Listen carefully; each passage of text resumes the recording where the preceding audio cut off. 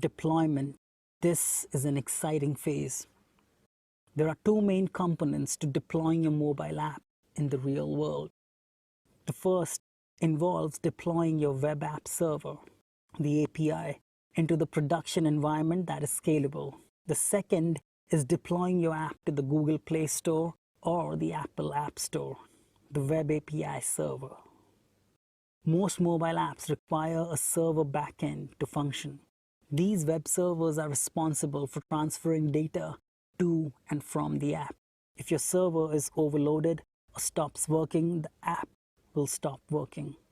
Properly configured servers are scalable to meet your current and potential user base while not being needlessly expensive.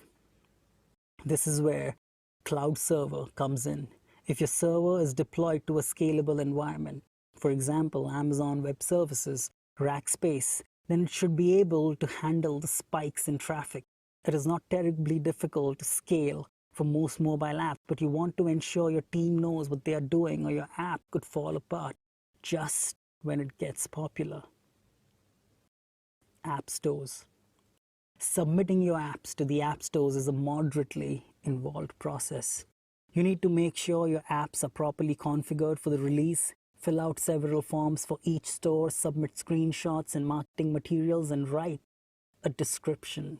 Additionally, Apple manually reviews all apps submitted to their App Store. It is possible they will request you to make changes to your app for better compliance with their regulation. Often you can discuss these changes with Apple and get them to accept your app as it is. Other times you might have to make some changes to be granted entrance. Once your app is submitted, it will be live in Google later that day and in Apple within a few days, assuming everything goes smoothly. Next up, monitoring.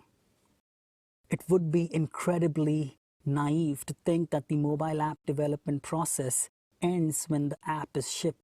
Go look at any moderately popular app and you will see a long history of updates. These updates include fixes, performance improvements, changes, and new features. Thorough monitoring is essential to best understand what sort of updates are needed. Here are a few things that you could be monitoring. Number one, crashes. There are numerous libraries that can be used to reliably track app crashes. These libraries include information about what the user was doing, what device they were on, and plenty of technical info that is crucial for your development team in resolving the problem. Apps can be configured to send an email, text, or an alert when the crashes occur. These crashes can be viewed and triaged accordingly, and the tools that can be used is Sentry and Hockey App. Analytics. Modern app analytics systems are a treasure trove of information. They can help you understand who is using your app, age, gender, location, language, etc., and how are they using it, the time and day, the time spent, the app, the screenshots, the screen viewed, etc. Some even allow you to view the heat maps of your app so you know what buttons on each screen are clicked most often. These systems provide an invaluable glimpse into how your app is used in the real world. Use this information to best understand where to invest in future efforts.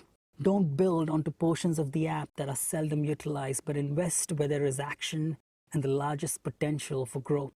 The tools that we would recommend: Facebook Analytics, Google Analytics. You could also try out Apptentive. Performance.